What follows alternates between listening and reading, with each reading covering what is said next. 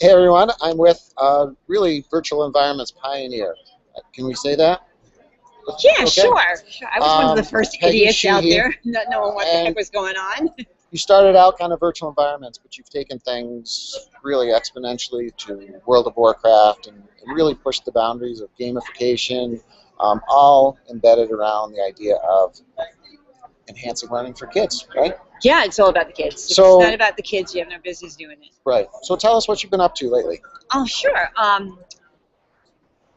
Well, I guess we have to start with the fact that my district was having a little bit of a budget fiasco, and their infinite wisdom dictated that they eliminated all the library media elementary positions and all the instructional technology positions. So those of us who were in those positions, if we had sufficient tenure, were offered classroom positions. And I am now a proud sixth grade humanities teacher, and it's really actually been very wonderful because my roots are in the classroom. I started out teaching third grade and fourth grade, and before I moved into the technology piece and the library piece. So it was really an amazing thing to be back there. Um,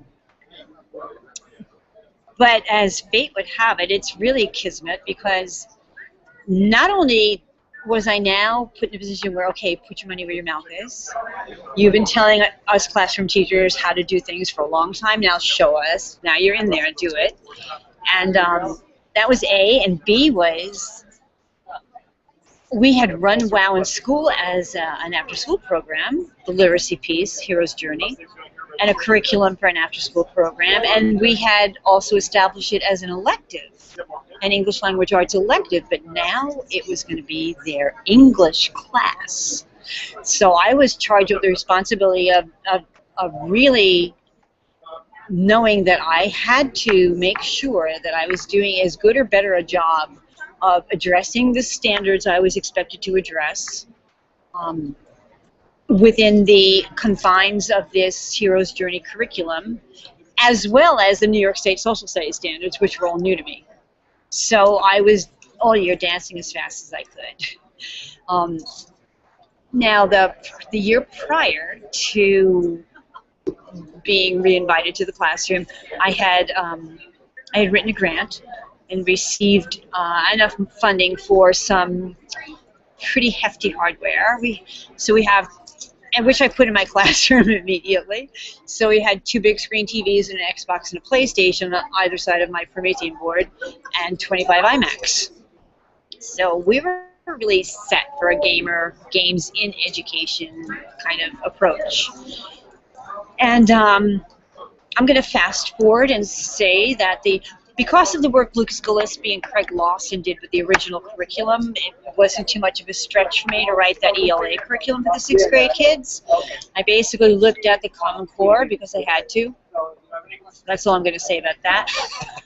And then I looked at the existing humanities curriculum that my colleagues had already developed. And then I looked at what Craig and Lucas had developed as their 8th grade English language arts, and I kind of melded that with The Lightning Thief, which was our new companion novel, as where we used to do The Hobbit and Beowulf. And then I pulled in all of the, how would I say this, all of the mechanical things that an English teacher needs to teach, like how are you going to teach prefaces and suffixes in World of Warcraft? You know, where is this authentic? Where are these things happening? So we basically did all those things and made that feel as authentic as it possibly could. And I constantly asked for feedback from my students. Please give me feedback. Please tell me, is this working? How can I do it better? What did you like? What didn't you like? And then I had to do the same thing with the social studies curriculum and try to, as humanities is meant to do, try to blend them and meld them and show that they really are one entity. But where we're studying ancient civilizations, you know, let's take ourselves in World of Warcraft and go down to Ulduar and look at this Egyptian-based and compare and contrast and things like that. So we were finding what I would like to think were very authentic connections. And because all of my teaching was housed in a Quest-based course management system that I use called 3D Game Lab. it was really, this year was a struggle because it was my first, and I was getting it all put together, and I was going back and changing it, fixing this, and adding that, and making sure this was okay. But all in all, I think what I've created is a really good, strong, healthy prototype for a great game-based classroom. And I'm proud to say that my test scores back it up, because some people are only going to believe those numbers. And when the test scores came in, I was very proud to say that mine were way there at that place called the top. And I don't say that out of anything other than, the humanities teachers in my school are amazing teachers.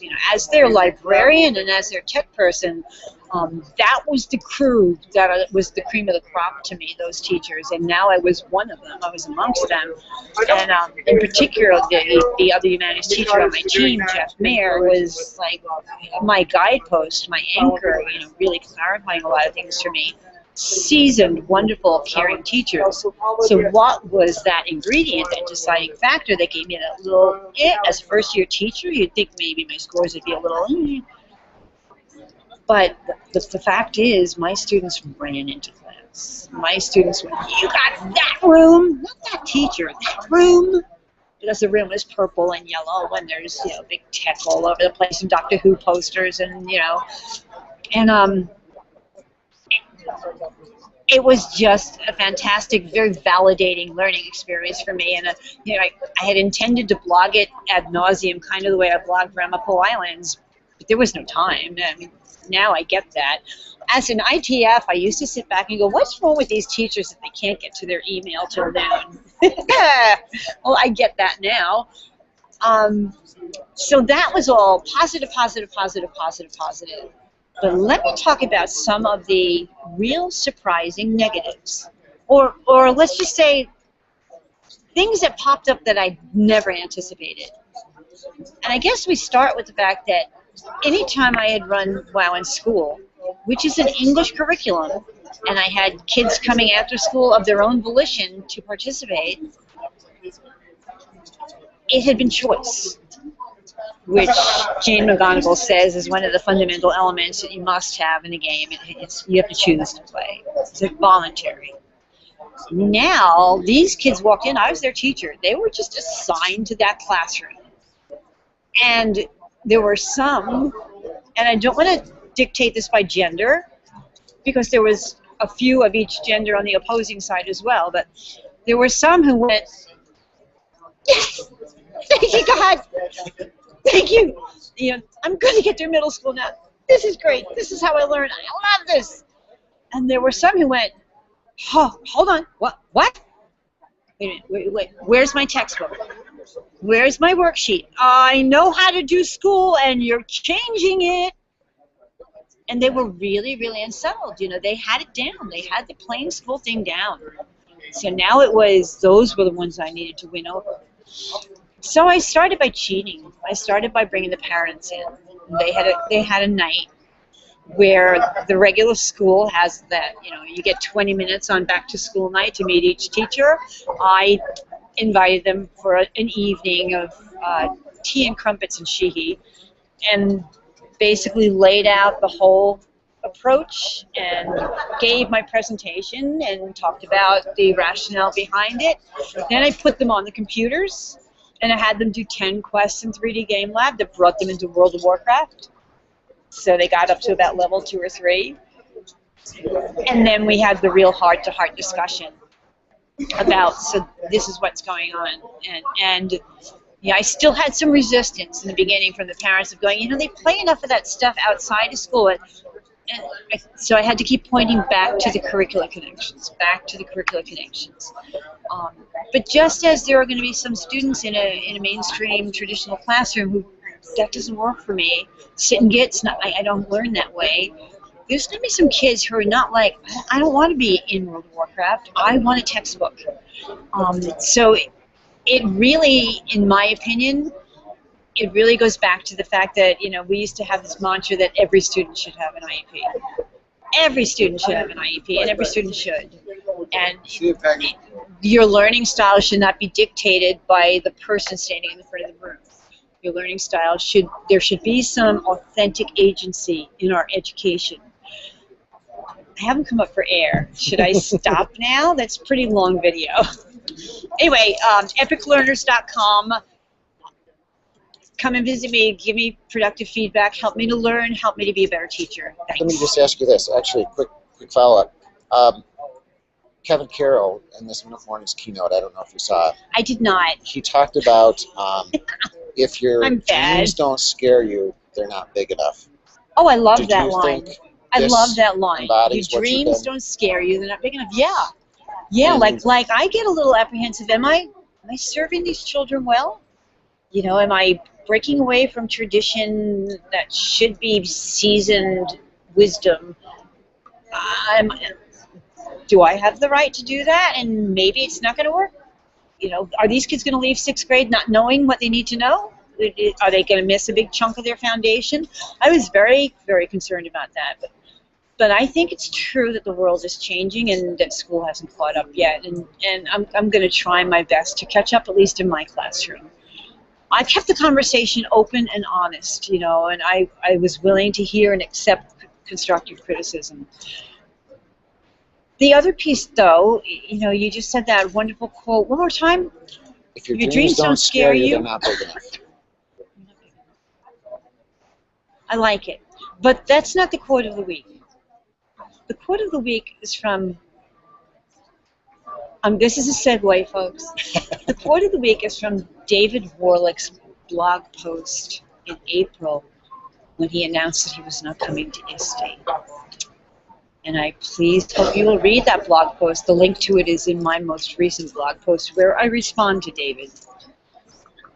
And he said that he is, these days, taking the pressure cap off his approach to his work, where he used to hold himself to a standard of 3 engagements a week and a certain amount of work with his coding and with this and that and the other thing and that. He's taken that pressure cap off, and he's now taking the time to explore the intersection between play, passion, and purpose. I'm getting chills again. Exploring the intersection between play, passion, and purpose. David, if you see this, thank you so much for that bit of wisdom and for all the wisdom. And I will be walking around Bloggers Cafe with a placard that says, "Where is David Warlick?" You mentioned David. You mentioned Lucas Gillespie. You mentioned And someone Craig else in Lawson. there. Craig Lawson. Craig is the silent guy underneath there that doesn't get any of the accolades, but he wrote the curriculum. You're all pioneers. You've cut down the trees, so hopefully some others can come along a little easier. Do you feel others are coming along, and do you see the future of? I tell you what. I tell you, it's such a good question. Here's what I feel. Here's what I feel is happening. If you remember, 3 years ago, I was honored to give a speech at the opening event at ISTE about transformation. And, you know, my transformation as an educator. And I basically said, what I'm really afraid of is that we're going to get this trendy gamification word out there, and the corporate entities are going to grab hold of it, and we're going to be slapping leaderboards and levels and badges on everything and saying, there, we're done, we're gamified, and really marginalize all the serious learning that goes on in a well-designed video game and the well-designed teacher's work that accompanies it. And I think that's, to an extent, what has happened. You know, gamification has become the, you know, the cash crop word these days. You know, everything's being gamified, and I don't really see much substance behind that. But more importantly, rather than that functioning as a gateway to teachers getting in and leveraging some real, authentic learning in gaming, it's just been a gateway to this superficial fluff, you know, crazy. We're back to PowerPoint Jeopardy. I don't understand it. No. Whereas, on the other hand of that coin, the difficulty lies in the fact that very few of these projects that we're talking about, while in school, are really replicable or sustainable without at least one gamer teacher at the helm. Um, for a long time, we realized that WoW in school wasn't going to fly unless we had a teacher who played World of Warcraft and understood the ins and outs of it. And that's not good. So Larry Coco and I were, and a few other people had their, Kay and Chris and everyone had their 2 cents in it, Lucas. But we just started up for something we called Game Tamed, where we were looking to design a user interface that would serve two purposes. One would be the teacher would no longer have to be intimate with the game. They would not have to know the ins and outs and delicacies of the game in order to teach with it as a viable tool. They would instead have a very user-friendly teacher interface that would serve kind of as via Lua code, would serve kind of as the conduit for their challenges and quests, so that when a player maybe walked into the auction house in World of Warcraft, something would be triggered via the Lua. The code would jump out of World of Warcraft over to 3D Game Lab and say, so-and-so needs a quest. And then in World of Warcraft, the quest would show up on the screen. We have this quest for you. Do you accept it? So therefore, that whole piece about having to know the game has been eliminated. The teacher can write what they want the students to know or be able to do in this nice little friendly format here.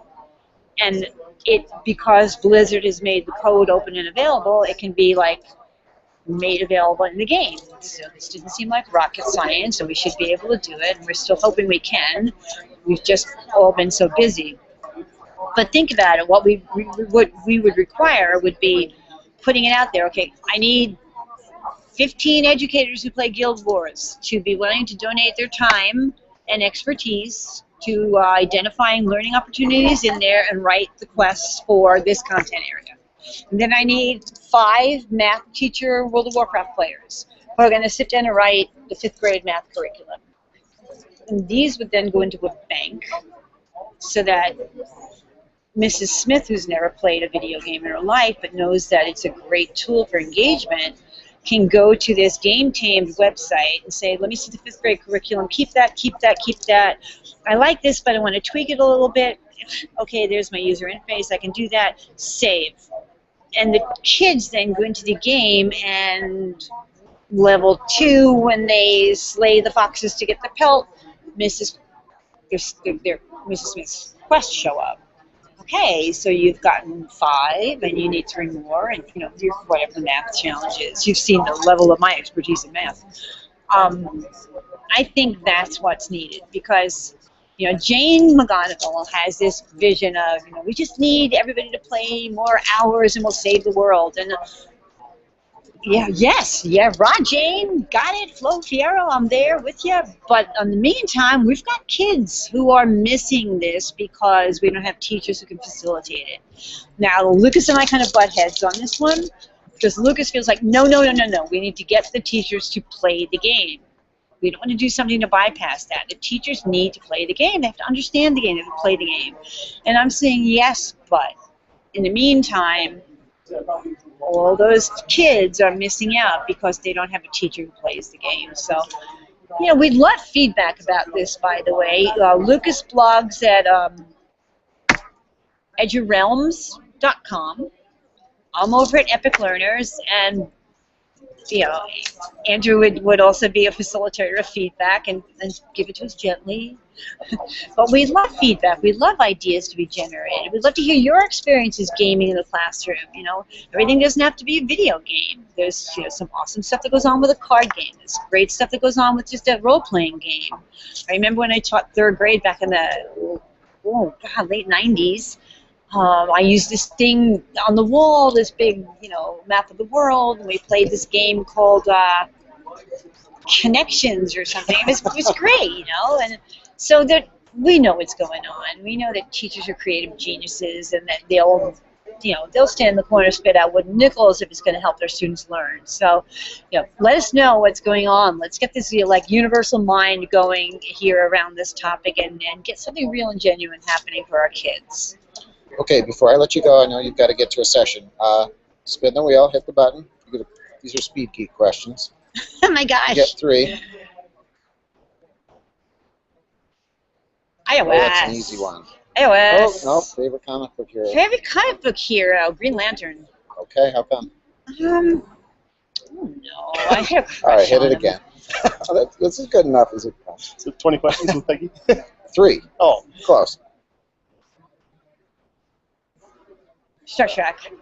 How come? Star Trek. Really? Not Star Wars? Yeah, Star Oh. Trek because that's my generation.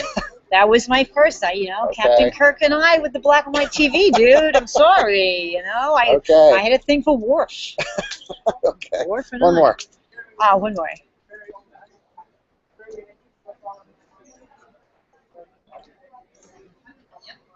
Come on. There we go. Mac. All right. No question. Thank you very much. Thank you, You're darling. a true pioneer and an inspiration. Go forth and be epic.